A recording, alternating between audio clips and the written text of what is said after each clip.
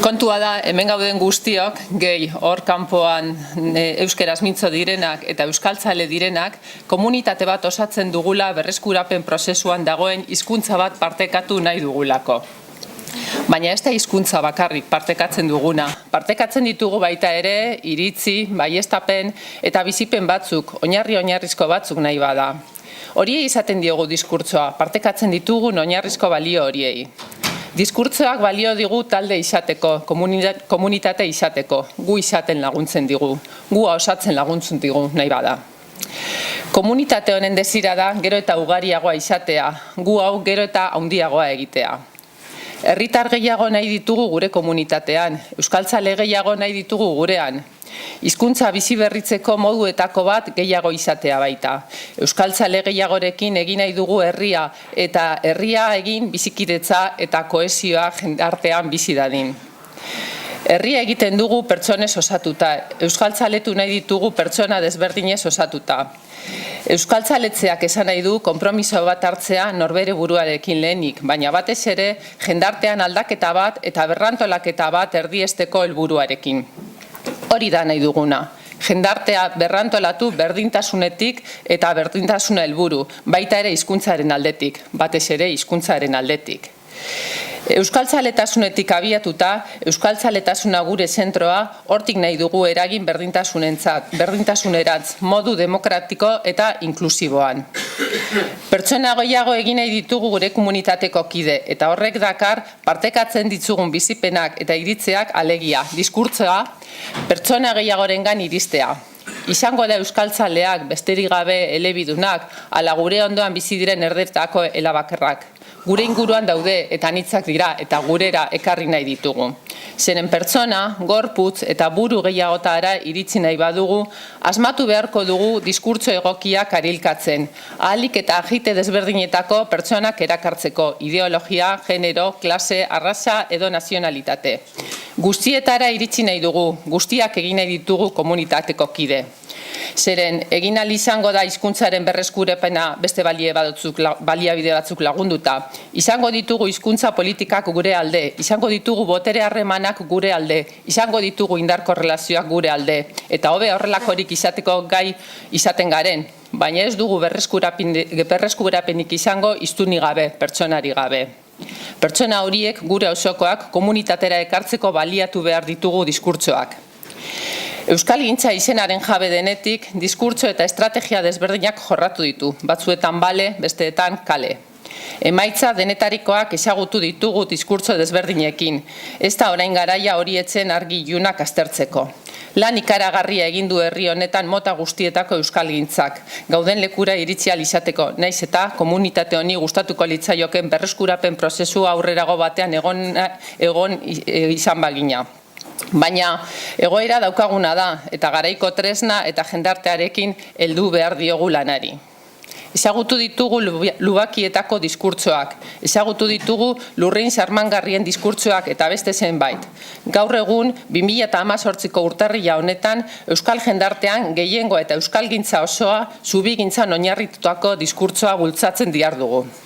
Zubiak komunitatea osatzen dugunon artean, zubiak komunitatera ekarri nahi ditugun horientzako.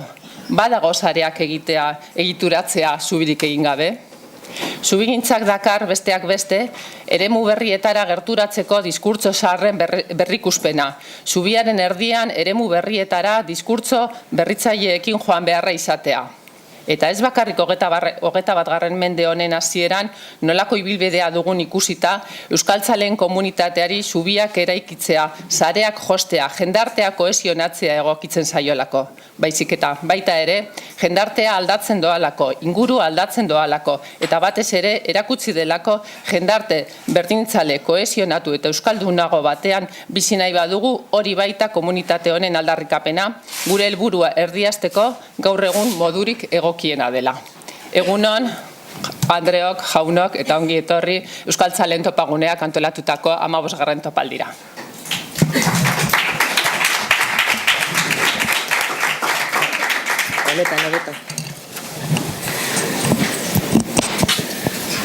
Bueno, egunon guztioi, Eta eskerrak topaguneari aukera hause emotearren. Goizean honako bidea pentsatzen etorri naz, 2017ko berbarik ospetsuenak, bakixue, trending topic bihurtzen diren horiek. Zein izan diren? Normalean, urtero 10 zerrenda bat osatzen da garrantziaren urrenkeran jarrita. Euskerako zerrendari dagokienez, ez ditugu 2017ko 10 hitzik ospetsuenak aipatuko, baina seguruenik denon buruan lehenengo 4-5 artean bi egongo dira, aktibazioa eta elkarlana.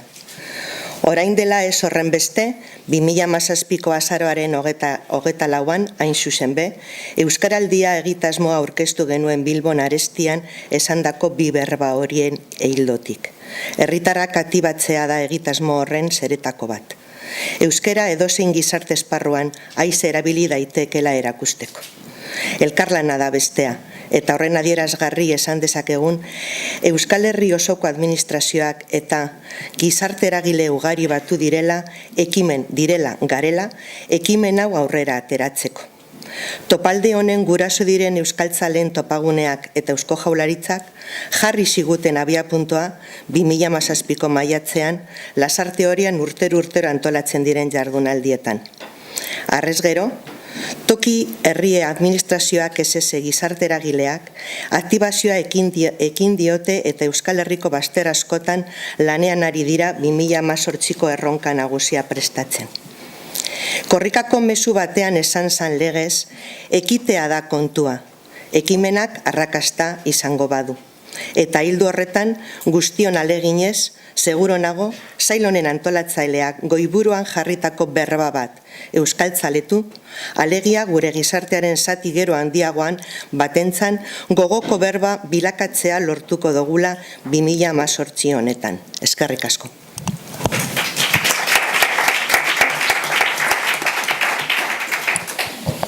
Egun hon denoi, tango itarri, eta lehenik eta behin ere topaguneko eskerrak irekira ekitaldi honetara gonbidatu gaitzuzulako, eta oroar jardunaldian ere parte hartzeko gonbitea egin duguzulako. Ez da entzuten, bai? Gaur diskursoa izango dugu, izpide, baina Euskararen biziberritze prozesuan erabili diren diskursoen atzera begirako edo retrospektiba bat egingo bagenu, egoera anitz aldakor eta konplexu bat ikusiko genuke. Diskurso eta lelo maximalistak ikusiko genituzke, baita Euskaraz bizitzeko baimena eskatzen duten diskursoak ere. Euskararen inguruan sentiberatzea eta txikimendua sustatzera bideratutako diskurso goxoak ikusiko genituzke, eta igarriko genituzke baita ere hizkuntza eskubideak erdian ipintzera bideratutako arrazoibide zorrotzagoak. Kolore eta tonu ezberdinak ikusiko genituzke. Baikortasuna ikusiko genuke eta tarteka etxipena ere sumatuko genuke. Bide luzea egin du Euskararen biziberritze prozesuak, eta beti asmatuz bada ere, eta beti asmatuz badugu ere, emaitzak oso positiboak izan direlakoan nago. Gaur ordea gehienok bat gatoz, eta bide gurutzera heldu garela ikusten dugu. Lehen balio zuenak gaur ez du balio, eta estrategia berriak, diskurso berriak eta oroar formula berriak behar ditugu. Baldin eta bide gurutzaren beste aldean dagoena, gu bezain itxaropentsua izatea nahi badugu. Baina ze osagai batu behar ditu euskararen inguruko diskurso erakargarri batek. Gure ustez motivazioa sortzeko gaitasuna, alde batetik, gizartearen atxikimendua lortzeko abilezia, ikuspegi integratzailea eta kutsu moderno bat ere bai. Aurrean duen tartxeta edo publikoa ez da homogeneoa. Adin ezberdinetako iriterra daude, euskararekiko eta askotako esperientzia dituztenak eta interes maila ezberdinak dituztenak ere bai. Hartaz, tentuz kudeatu behar da, nola gorpuzten den euskararen inguruan sortzen den iruditeria. Bide gurutzeari heltzeko zorian gauden honetan, geragaitzezen une batez eta hausnartu dezagun honetaz. Gaurko topaldi hau, gune aproposa izango delakoan nago. Eskerrik asko.